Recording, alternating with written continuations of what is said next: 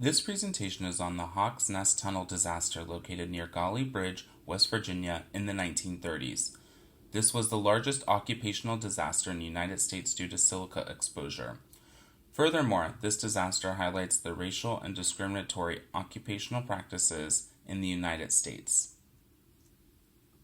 This presentation will cover the purpose and objectives of the topic, overview of the Hawks Nest Tunnel, description of silicosis and silica dust, and then by using tables and figures, this presentation will outline data points critical to understanding silicosis, occupational hazards, and racism. The presentation will conclude with a summary and references.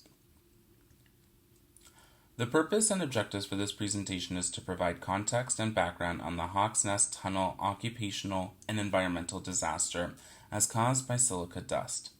Through the use of data, we will demonstrate the impact and adverse health effects of silica dust. Lastly, the objectives are to increase education of silica prevention and intervention awareness to prevent any further occupational disasters. The Hawks Nest Tunnel construction project was a 3-mile tunnel through the Gauley Mountain in West Virginia. The purpose was to divert water from the New River to the Union Carbon-Hydroelectric Plant. Hundreds of unemployed men, 2/3 of which were African American, were recruited for this project. However, the project was registered as a civil engineering project instead of a mining and construction operation, meaning regulations were less strict and labor laws did not fully apply. Workers were unknowingly exposed to high levels of silicon dioxide and silica dust during mining and blasting of the tunnel. Workers were without proper protective gear, without education about silica dust, and the tunnel had poor ventilation.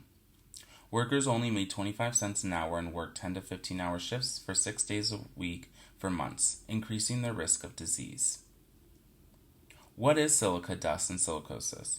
Silica dust is released when mining into quartz and sandstones with high silicon dioxide content. The small dust particles released by mining are inhaled, causing the scar tissue in the lung and reducing the lung's ability to take in oxygen, leading to silicosis, a fibrotic disease of the lung. Silicosis can lead to lung disease and lung cancer. The disease is not curable but is preventable with the correct occupational safety measures.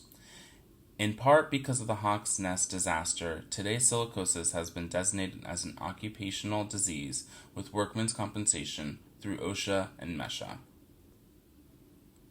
This table was pulled from a study from the National Occupation Research Agenda through the U.S. Center for Disease Control and Prevention. From 1990 to 1999 in select states, this study found that manufacturing represented the highest percentage of deaths at 43.8% from silicosis, followed by mining at 23%. The study is important to identify the type of occupations that are at risk for silicosis and that lead eventually to death.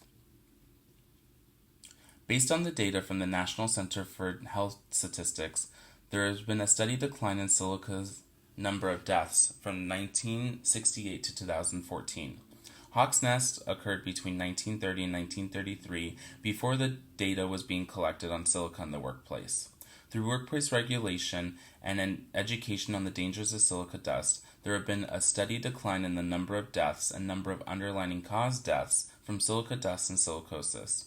In 1968, the number of underlying causes of death and contributing causes of death were over 500 respectively. Recently, throughout the 2000s, deaths have been lower than 100 per year, showing a great reduction in occupational mortality from silicosis. The years of potential lives lost before the age of 65 for descendants with silicosis as the underlying causes of death in the United States from 1968 to 2005 is also on the steady decline. This graph represents the burden of disease, in this case silicosis, and premature deaths. Ages 45 to 64 have had the sharpest decline since 1968 with minor fluctuations. This representation helps quantify social and economic loss due to premature death caused by silicosis and is used to emphasize education and intervention programs in the workplace. So what happened in Hawks Nest Tunnel? First, there were reported 3,000 men who worked in the tunnel underground during this project, all for which had a different amount of time. Of the 3,000 men, 75% were black and 25% were white. This also shows the racial divide in the Hawks Nest Tunnel construction project, which is important to recognize in this racially motivated environmental disaster. For 3,000 workers, over 1,200 worked 6-day shifts per week underground for more than 2 months. Of the 1,200, most of them were black. Several research studies have estimated that 764 died from acute silicosis because of the dangerous working conditions, lack of safety measures, and poor ventilation in the tunnel. Of the 764 deaths, 590 of them were black, representing 77% of the fatalities throughout this project. These were just the deaths estimated based on reports, as the project and the construction mining had no medical follow-up for the survivors.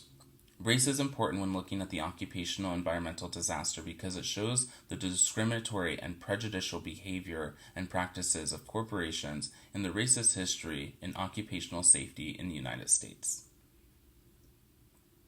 In summary, silica dust can lead to silicosis, an often fatal disease if exposed regularly without proper protection in workplace safety protocols.